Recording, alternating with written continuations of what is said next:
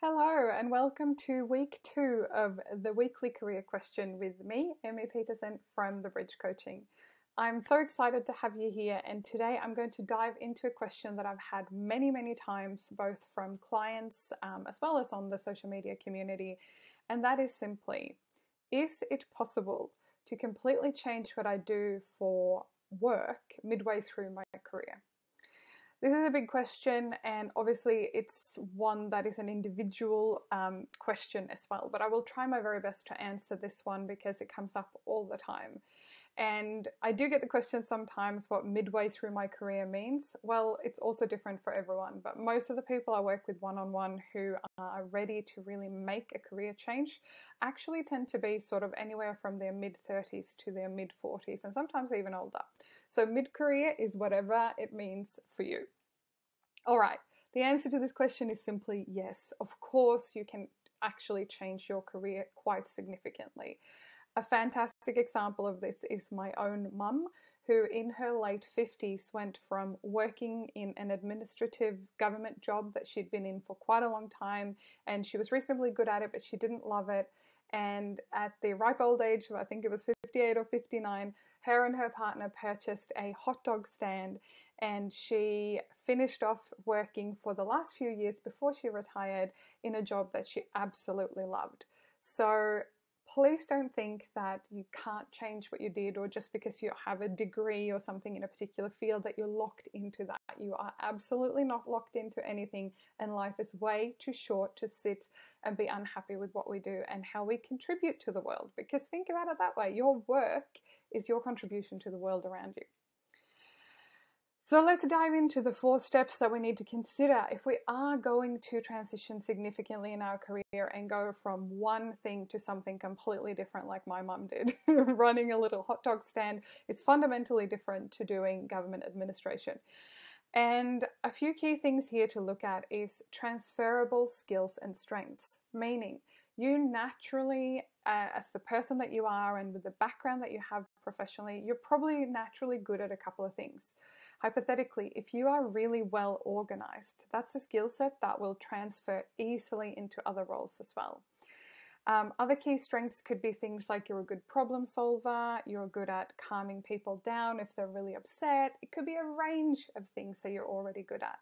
And especially if you're midway through your career, I will say absolutely go and learn new things, but focus more on the things that you're already good at so that those transferable skills can help you in another role and help you position for that role, interview, write your CV, all those sort of things. The second key thing, which I cover in depth in my coaching programs, both one-on-one as well as my online career coaching program called Your Next Step. It's available through the website if you're curious to read more, and I'll also leave a link for it down below as well. But getting really clear on your values is important, because your values, it's not your skill set, your values are what's important to you. Is it freedom, challenge, learning, family, freedom, time away, whatever that might be for you. So your values need to be represented to some extent, not all together, but to some extent in the work that you do. And I see this all the time where people think that they can show up as one person at work and be one person at home.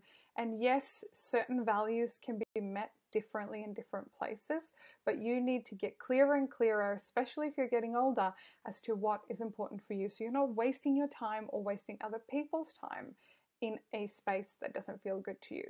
The short thing on values is, if you're currently feeling really unhappy with your work, I dare say that it's probably some of your core values being compromised, because either your role, your company, or your industry simply doesn't align with what's important to you.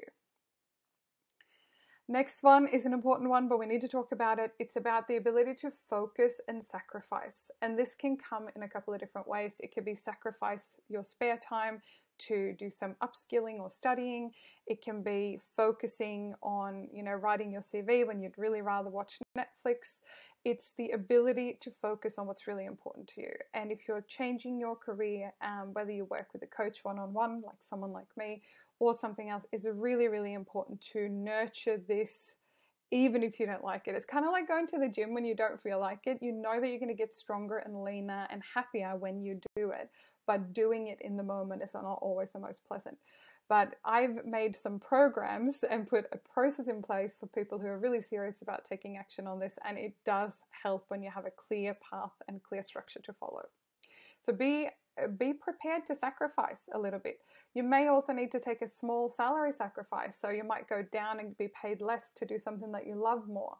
And it's really important to look at those elements of sacrifice as well. And finally, get creative. Leverage your networks. It could be your personal networks, your LinkedIn profile, your professional network.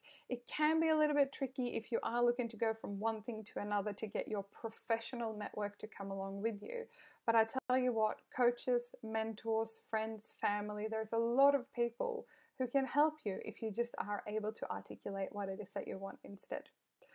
As always, I hope that was a helpful little snapshot for you to consider if you are looking to change what you do quite significantly. And as always, please send me any questions that you have to hello@thebridgecoaching.com.au. I'd love to answer your question either here in one of the videos or via email. Have a wonderful week, and I look forward to see you in the next video.